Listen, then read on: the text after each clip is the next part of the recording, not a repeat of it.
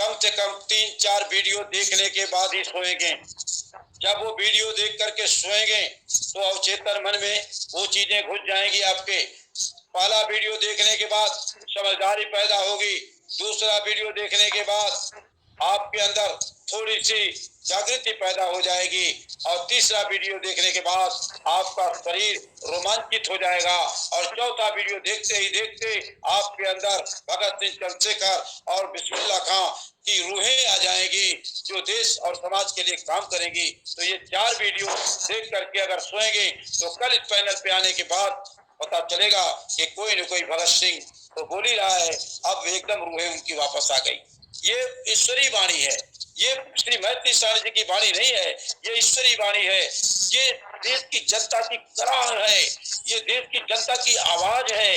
ये देखा जाए तो उन कर्मचारी अधिकारी जो ईमानदारी से काम करना चाहते हैं और उनको काम नहीं राजनेता करने देते हैं, उनकी आवाज है, जो दबे कुचे पर्दे के पीछे पढ़ करके श्री मैत्री शारद के लिए जैसे आप दुआ करते हैं वो भी दुआ कर रहे हैं। तो इसलिए ये निश्चित तौर से आज का निवेदन यही है आपसे कि वीडियो को जरूर सुनना है। 21 जो शर्तें हैं उनको जरूर पढ़ लीजिएगा 3 बार, और जो भी उनके फंडामेंटल चीजें हैं उसको सुन लीजिएगा। XYZ 2500 वीडियो हैं, उनको जरूर देखिएगा, क्योंकि भारत परिवर्तित होगा तो 21 शर्तों के माध्यम से होगा। भारत परिवर्तित होगा तो निश्चित तौर से मैत्री शारद गुप्त जी के विचारों के द्वारा परिवर्तित होगा। तो उन विचारों को तो सुनना पड़ेगा, क्योंकि उसी परिवर्तित भारत में हम लोग भी परिवर्तन के लिए पैनल पे आते हैं। तो जब उन चीजों को सुने रहेंगे, समझे रहेंगे, तभी तो हम लोगों को समझा सकते हैं, बता सकते हैं। क्योंकि ये तो वैचारिक क्रांति का सूत्रपात हो रहा है। इस वैचारिक क्रांति, क्योंकि एक बार बाबा जय गुरुदेव जी महाराज ने कहा था कि हिंदुस्तान में ऐसी वैचारिक क्रांति खड़ी होगी, ऐसी वैचारिक क्रांति खड़ी होगी कि रोमानिया की क्रांति भी फेल हो जाएगी। यानी खूनी क्रांति नहीं, वैचारिक क्रांति। और ये वैचारिक क्रांति माननीय हमारे राष्ट्रीय अध्यक्ष मैत्री शारद गुप्त जी ने शुरुआत कर दिया है, जिसमें आज मीणा साहब भी कूद पड़े हैं। और इस वैचारिक क्रांति के माध्यम से पूरे राजस्थान के विचारों में परिवर्तन लाने की टोटल जिम्मेदारी हमारे मीणा साहब पे है। हम लोग भी आपके साथ हैं। बहुत सुंदर नरेंद्र साहब।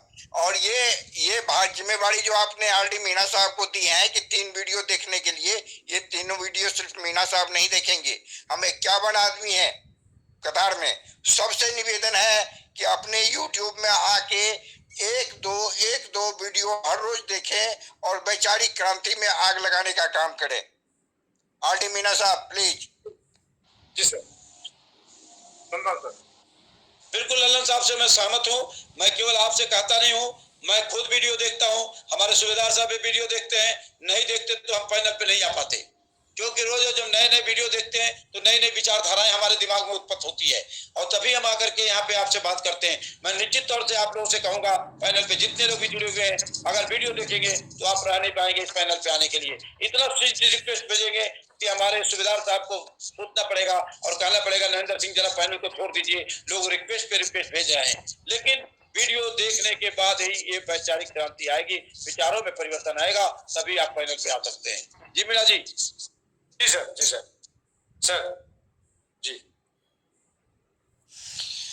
चलिए, आज के लिए बहुत कुछ हो गया नरेंद्र साहब। आज तो हम ये सोच के आए थे कि अपने सभा का आगाज जो देंगे एक वंदना के साथ होगा, मीटिंग मंत्रोच्चारण के साथ होगा, लेकिन उस मंत्रोच्चारण से ज्यादा ताकतवर मंत्रोच्चारण जी मीणा सर आके डाल दिया हम लोग के खून में।